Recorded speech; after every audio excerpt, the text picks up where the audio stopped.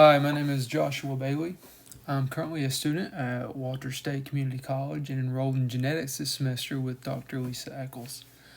The following is my presentation for the 2022 TASDC Research Symposium and Competition. Saltwater intrusion, as its name implies, is a process or a situation in which the Earth's ocean waters migrate inland. Many times it's a product of a natural process, such as tidal waves, tsunamis, even sinking land masses, things of that nature. But more recently, a cause of concern has been rising sea levels. Now, most of us are certainly aware that the Earth's climate is changing.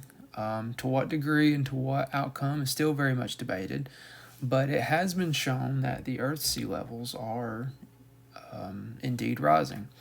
When sea levels rise, understandably, salt water moves further inland.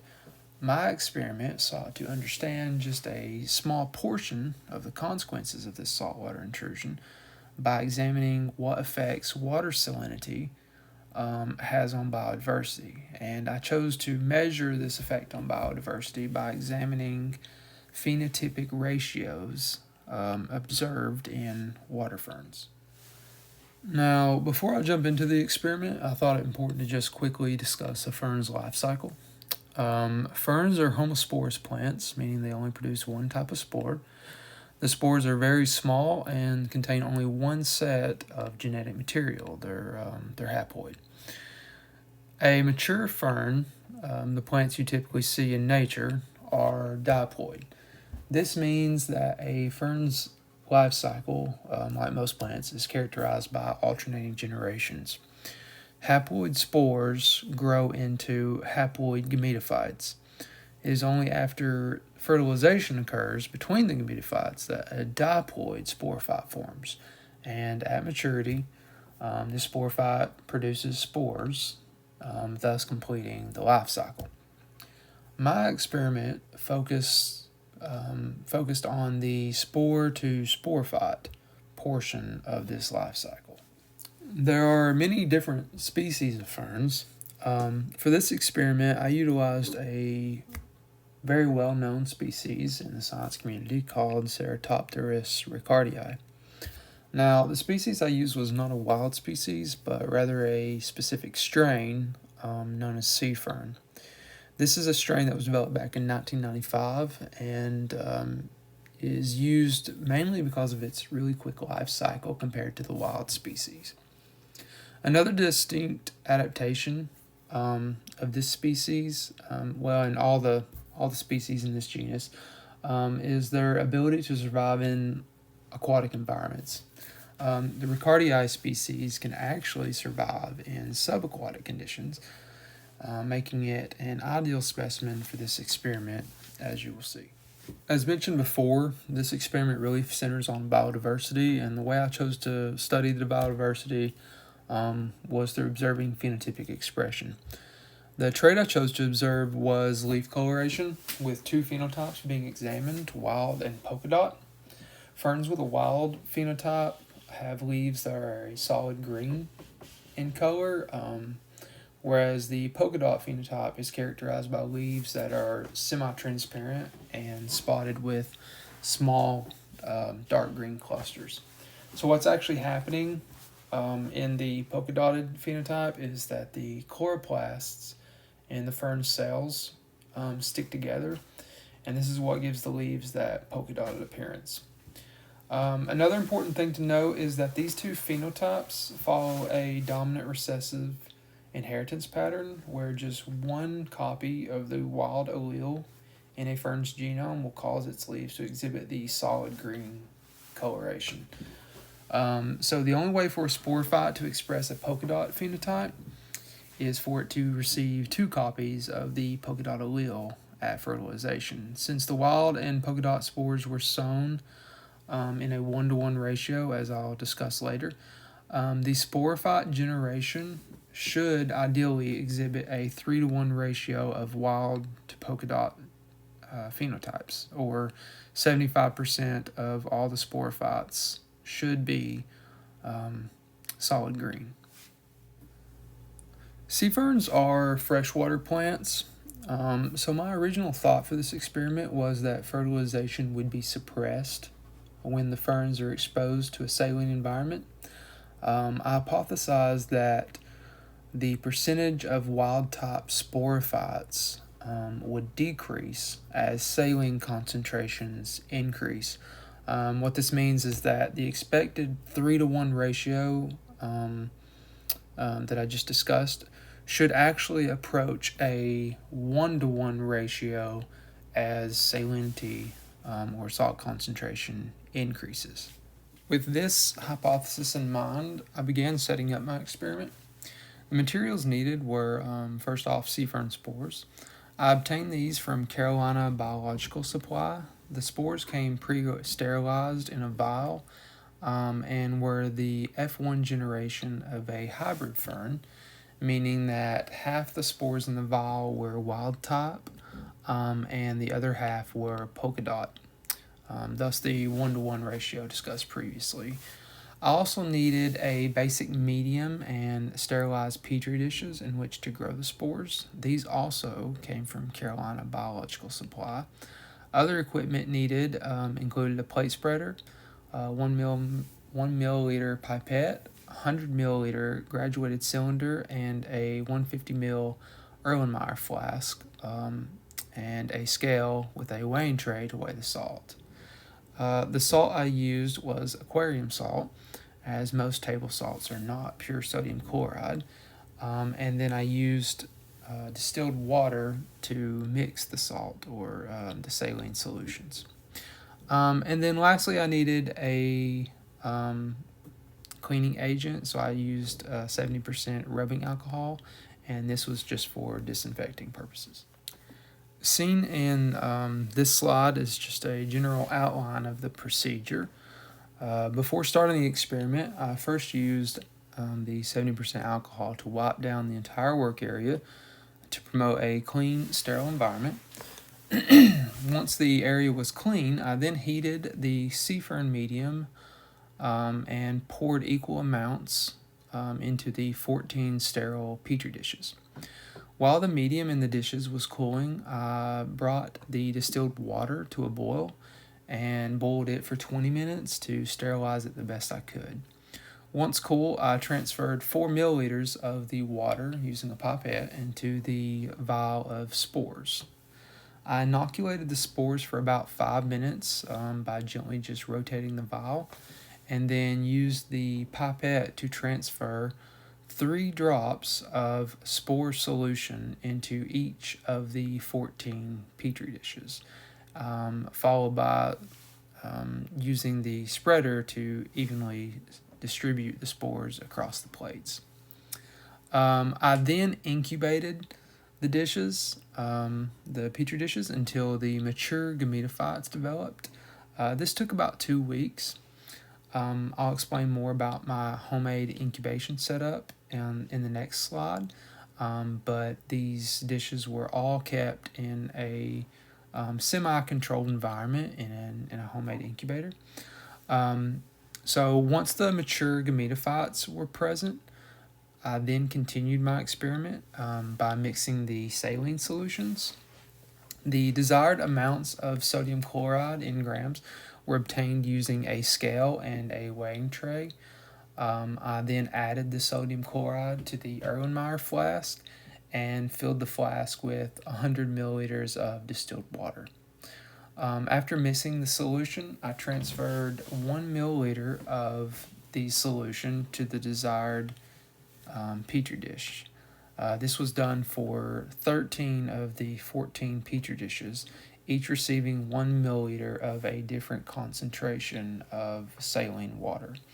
One dish, the control, only received distilled water and no salt was added.